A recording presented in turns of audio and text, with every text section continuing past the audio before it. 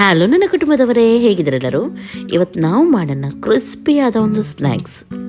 ಸಂಜೆ ಟೈಮಲ್ಲಿ ಖಂಡಿತವಾಗ್ಲೂ ನೀವು ಇದನ್ನು ಎಂಜಾಯ್ ಮಾಡ್ಬೋದು. ಹಾಗೂ ಇದು ತುಂಬ ಚೆನ್ನಾಗಾಗುತ್ತೆ. ಸಮೋಸ ಎಲ್ಲ ತಿಂತೀವಿ ನೋಡಿ, ಅದಕ್ಕಿಂತಲೂ ಸೂಪರ್ ಹಾಗೂ ತುಂಬ ಈಸಿಯಾಗಿ ಇದನ್ನು ನಾವು ಮಾಡ್ಬೋದು. ಫಸ್ಟಿಗೆ ಫ್ರೈಯಿಂಗ್ ಪ್ಯಾನ್ ತೊಗೊಳ್ಳೋಣ. ನಾನಿಲ್ಲಿ Agaro triple steel frying PAN ತೊಗೊಂಡಿದ್ದೀನಿ. ನಾನಿದನ್ನು ಪ್ರೈಮ್ ಡೇ ಡೀಲಲ್ಲಿ ತೊಗೊಂಡಿದ್ದು. ಅಗಲವಾಗಿದೆ, ತುಂಬ ಹೆವಿ ಆಗಿದೆ ಹಾಗೂ 24 ಸೆಂಟಿಮೀಟರ್ ಡಯಾಮೀಟರ್ ಕೂಡ ಇದೆ. ಇದು ಆಯಿಲ್ನು ಹಾಕ್ತೀನಿ ಇದರಲ್ಲಿ. ಹಾಗೂ ಇದು ಸ್ಟೇನ್ಲೆಸ್ ಸ್ಟೀಲ್, ಚೂರು ಕೂಡ ತಳ ಹಿಡಿಯಲ್ಲ, ಯಾಕೆಂದರೆ 2.5 mm ತಿಕ್ ಕೂಡ ಇದೆ. ಇದು ನೀರುಳ್ಳಿಯನ್ನು ಹಾಕಿ ಫಸ್ಟಿಗೆ ಫ್ರೈ ಮಾಡೋಣ. ನಾನಿಲ್ಲಿ ಒಂದು ನೀರುಳ್ಳಿಯನ್ನು ಸಣ್ಣದಾಗಿ ಹೆಚ್ಚಿ ಹಾಕಿದ್ದೀನಿ ನೋಡಿ. ಇವಾಗ ನೀರುಳ್ಳಿ ಸ್ವಲ್ಪ ಫ್ರೈ ಆಗ್ತಾ ಬಂದಿದೆ. ಈ ಟೈಮಲ್ಲಿ ಇದಕ್ಕೆ ಚಿಲ್ಲಿ ಪೌಡರ್, ಜೀರಾ ಪೌಡರ್, ಸ್ವಲ್ಪ ಗರಂ ಮಸಾಲ ಹಾಗೂ ಅರಿಶಿನ ಪೌಡರನ್ನು ಹಾಕಿ ಚೆನ್ನಾಗಿ ಫ್ರೈ ಮಾಡ್ತಾ ಇದ್ದೀನಿ. ಅಕ್ಕಿ ಹಿಟ್ಟನ್ನು ಇವಾಗ ಹಾಕೋಣ, ಒಂದು ಅರ್ಧ ಕಪ್ಪಷ್ಟು. ಹಾಗೂ ಚೆನ್ನಾಗಿ ಇದನ್ನು ಮಿಕ್ಸ್ ಮಾಡಿ.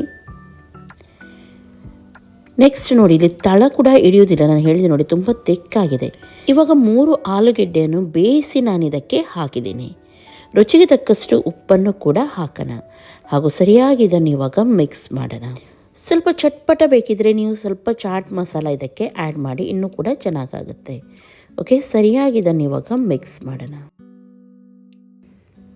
ಈ ಫ್ರೈಯಿಂಗ್ ಪ್ಯಾನ್ ನೋಡಲಿಕ್ಕೆ ತುಂಬ ಚೆನ್ನಾಗಿದೆ ಹಾಗೂ ಇದಕ್ಕೊಂದು ಹ್ಯಾಂಡಲ್ ಕೂಡ ಬರುತ್ತೆ, ಗ್ರಿಪ್ಪಿಗೆ ನೀವು ನೋಡ್ಬೋದು, ಇಟ್ಕೊಂಡು ನೀವು ಮಾಡ್ಬೋದು ಇದನ್ನು. ಓಕೆ, ಚೆನ್ನಾಗಿ ಮಿಕ್ಸ್ ಮಾಡಿ ಎಲ್ಲ ಆದಮೇಲೆ ಒಂದು 5 ನಿಮಿಷ ಇಟ್ಟು ಒಳ್ಳೆ ರೀತಿ ಫ್ರೈ ಮಾಡಿ ಇವಾಗ ಇದಕ್ಕೆ ಕೊತ್ತಂಬರಿ ಸೊಪ್ಪನ್ನು ನಾನು ಸೇರಿಸಿದ್ದೀನಿ. ಇಲ್ಲಿ ಇವಾಗ ನೋಡ್ಬೋದು ಎಷ್ಟು ನೀಟಾಗಿ ಬಂದಿದೆ. ಕ್ಲೀನ್ ಮಾಡಲಿಕ್ಕೆ ಕೂಡ ಇದು ತುಂಬ ಈಸಿ. ಓಕೆ, ಇವಾಗ ಮೈದಾ ಹಿಟ್ಟು ತೊಗೊಂಡಿದ್ದೀನಿ. ಒಂದು 3 ಕಪ್ಪಷ್ಟು ಮೈದಾ ಹಿಟ್ಟು ತೊಗೊಂಡು ಅದಕ್ಕೆ ಸ್ವಲ್ಪ ನಾನು ಓಮ ಹಾಕ್ತಾಯಿದ್ದೀನಿ, ಅಜ್ವೈನ್ ಹಾಕ್ತಾಯಿದ್ದೀನಿ. ಹಾಗೂ ರುಚಿಗೆ ತಕ್ಕಷ್ಟು ಉಪ್ಪನ್ನು ಹಾಕಿ ಒಂದು ಚಮಚದಲ್ಲಿ ದೊಡ್ಡ ಚಮಚದಷ್ಟು ತುಪ್ಪವನ್ನು ಇಲ್ಲಿ ನಾನು ಹಾಕಿದ್ದೀನಿ. ಎಣ್ಣೆ ಕೂಡ ನೀವು ಹಾಕ್ಬೋದು, ಆದರೆ ತುಪ್ಪ ಹಾಕಿದರೆ ಸ್ವಲ್ಪ ಕ್ರಿಸ್ಪಿಯಾಗಿ ಬರುತ್ತೆ. ಹಾಗಾಗಿ ತುಪ್ಪ ಇದೆ ಆದರೆ ಖಂಡಿತವಾಗ್ಲೂ ನೀವು ಹಾಕಿ. ಸ್ವಲ್ಪ ಬಟರ್ ಕೂಡ ಬೇಕಿದ್ರೆ ನೀವು ಹಾಕ್ಬೋದು. ಇವಾಗ 1 ಕಪ್ಪಷ್ಟು ನೀರನ್ನು ತಗೊಂಡು ಒಂದು 3/4 ಕಪ್ಪಷ್ಟು ಇದಕ್ಕೆ ಹಾಕಿ ಚೆನ್ನಾಗಿ ನಾನು ಮಿಕ್ಸ್ ಮಾಡ್ತಾ ಇದ್ದೀನಿ. ಸ್ವಲ್ಪ ಟೈಟ್ ಆದ ಡೋ ಬೇಕು, ತುಂಬ ಸಾಫ್ಟ್ ಬೇಡ. ನೋಡಿ, ಈ ರೀತಿ ಡೋ ಸ್ವಲ್ಪ ಟೈಟ್ ಇರಬೇಕು. ಇವಾಗ ಇದರ ಪೋರ್ಷನ್ 2 ಮಾಡೋಣ ನಾವು, ಕರೆಕ್ಟಾಗಿ 2 ತೆಗೆಯೋಣ. ಹಾಗೂ ಇದಕ್ಕೆ ಸ್ವಲ್ಪ ಒಣ ಹಿಟ್ಟನ್ನು ಹಾಕಿ ನಾವು ಚೆನ್ನಾಗಿ ಲಟ್ಟಿಸೋಣ. ಸ್ವಲ್ಪ ದೊಡ್ಡದಾಗಿ ಲಟ್ಟಿಸಿ, ತೆಳುವಾಗಿ ಇಲ್ಲಿ ಲಟ್ಟಿಸಲಿಕ್ಕೆ ಇಲ್ಲ. ಫಸ್ಟಿಗೆ ಸ್ವಲ್ಪ ಎಣ್ಣೆಯನ್ನು ಹಾಕ್ತಾ ಇದ್ದೀನಿ ನಾನು. ಎಣ್ಣೆಯನ್ನು ಹಾಕಿ ಸ್ವಲ್ಪ ಲಟ್ಟಿಸಿ ಆಮೇಲೆ ಒಣ ಹಿಟ್ಟನ್ನು ಹಾಕಿ ಸರಿಯಾಗಿ ಇದನ್ನು ಲಟ್ಟಿಸ್ತೀನಿ.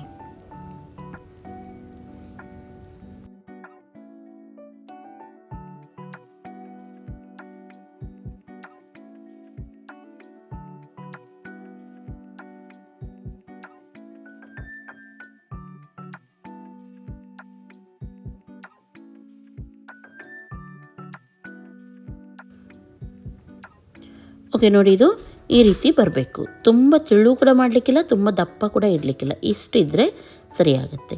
ಇದೇ ರೀತಿ ಇವಾಗ ಇನ್ನೊಂದನ್ನು ಕೂಡ ಮಾಡೋಣ.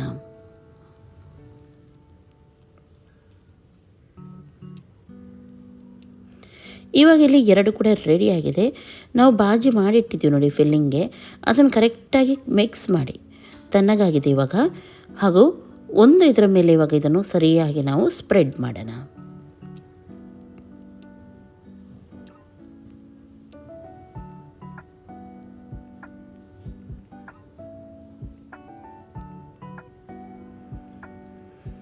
ಓಕೆ, ಎಲ್ಲವನ್ನು ನೋಡಿ ಕರೆಕ್ಟಾಗಿ ಸೈಡ್ ತನಕ ಸ್ಪ್ರೆಡ್ ಮಾಡಿ.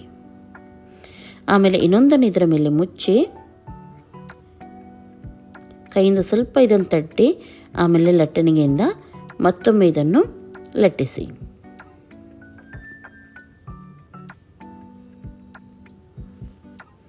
ನೋಡಿ, ಈ ರೀತಿ ಎಲ್ಲ ಕಡೆ ಆವಾಗ ನಾವು ಫಿಲ್ಲಿಂಗ್ ಮಾಡಿದ್ವಿ ನೋಡಿ, ಅದೆಲ್ಲ ಕಡೆ ಸರಿಯಾಗಿ ಬರುತ್ತೆ.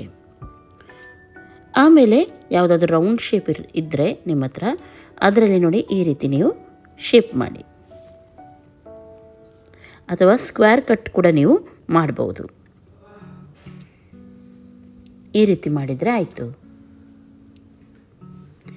ಇವಾಗ ಇಲ್ಲಿ ಸೈಡಲ್ಲಿ ಉಂಟಲ್ಲ, ಇದು ವೇಸ್ಟ್ ಆಗಲ್ಲ. ಇದನ್ನು ಕಟ್ ಮಾಡಿ ನಾವು ಆಮೇಲೆ ಫ್ರೈ ಮಾಡ್ಬೋದು. ಯಾವುದು ಕೂಡ ವೇಸ್ಟ್ ಮಾಡಲಿಕ್ಕಿಲ್ಲ. ನೋಡಿ, ಈ ರೀತಿ ಬರುತ್ತೆ. ನೋಡಿದ್ರಲ್ಲ, ಎಲ್ಲವನ್ನು ಇವಾಗ ತೆಗೆಯೋಣ.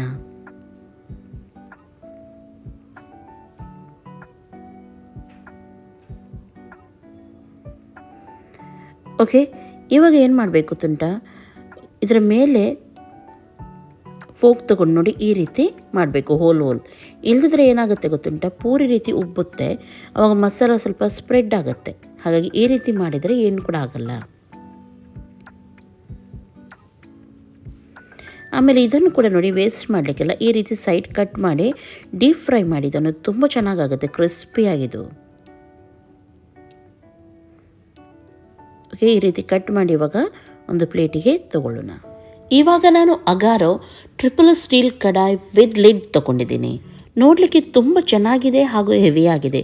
ಏನಾದರೂ ಮಾಡಿದರೆ ತುಂಬ ಈಸಿಯಾಗಿ ಮಾಡ್ಬೋದು ಹಾಗೂ ಕ್ಲೀನ್ ಕೂಡ ಮಾಡ್ಬೋದು. ಯಾಕೆಂದರೆ ತಳ ಕೂಡ ತಾಗೋದಿಲ್ಲ. ಹಾಗೂ 2.5 mm ಥಿಕ್ ಕೂಡ ಇದೆ ಇದು. ಹಾಗೆ ಇದರೊಂದಿಗೆ ನಿಮಗೆ ರಿಮೂವಬಲ್ ಸ್ಟೀಲ್ ಲಿಡ್ ಕೂಡ ಸಿಗುತ್ತೆ. ತುಂಬ ಚೆನ್ನಾಗಿದೆ, ನೋಡ್ಬೋದು ಇದು. ಹಾಗೂ ನಿಮಗೆ ಇದು ಗ್ಯಾಸ್ ಸ್ಟೋವ್ಗೆ, ಇಂಡಕ್ಷನ್ ಟಾಪ್ಗೆ ಎರಡಕ್ಕೂ ಕೂಡ ಇದು ಆಗುತ್ತೆ. ಇದು 26 ಇಂಚ್ ಆಗಿದ್ದು ಇದರ ಕೆಪ್ಯಾಸಿಟಿ ತುಂಬ ಚೆನ್ನಾಗಿದೆ. ಇವಾಗ ಇದರಲ್ಲಿ ನಾನು ಎಣ್ಣೆಯನ್ನು ಹಾಕಿ ಫ್ರೈ ಮಾಡ್ತಾ ಇದ್ದೀನಿ. ನಾವು ಮಾಡಿದ್ದು ನೋಡಿ ಅದನ್ನು. ಹಾಗಾಗಿ ಎಣ್ಣೆ ಬಿಸಿ ಮಾಡಲಿಕ್ಕೆ ಇಟ್ಟಿದ್ದೀನಿ. ಎಣ್ಣೆ ಸ್ವಲ್ಪ ಮೀಡಿಯಮ್ ಬಿಸಿ ಆಗುವಾಗ, ತುಂಬ ಓವರಾಗಿ ಬಿಸಿ ಆಗಬಾರ್ದು, ಮೀಡಿಯಮ್ ಬಿಸಿ ಆಗುವಾಗ ಇದನ್ನು ಒಂದೊಂದಾಗಿ ಬಿಟ್ಟು ಫ್ರೈ ಮಾಡಲಿಕ್ಕೆ ಹಾಕೋಣ.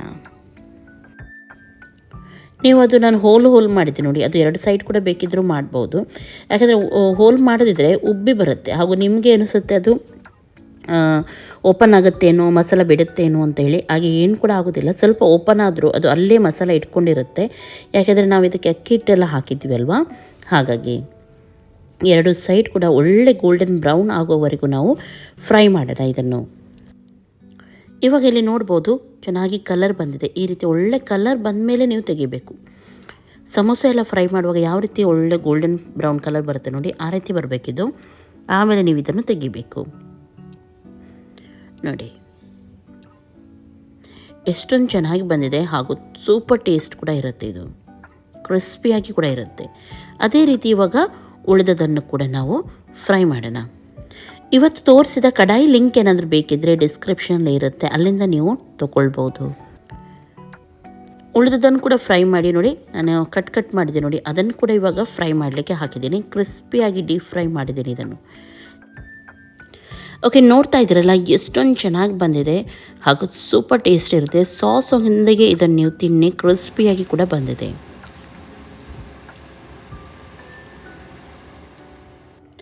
ಓಕೆ ನೋಡಿ, ಕಟ್ ಮಾಡಿ ಕೂಡ ತೋರಿಸಿದ್ದೀನಿ. ನೋಡುವಾಗಲೇ ನಿಮ್ಗೆ ಗೊತ್ತಾಗುತ್ತೆ ಎಷ್ಟು ಚೆನ್ನಾಗಿದೆ ಒಳಗಡೆ ಬಂದಿದೆ, ನೋಡ್ಬೋದು.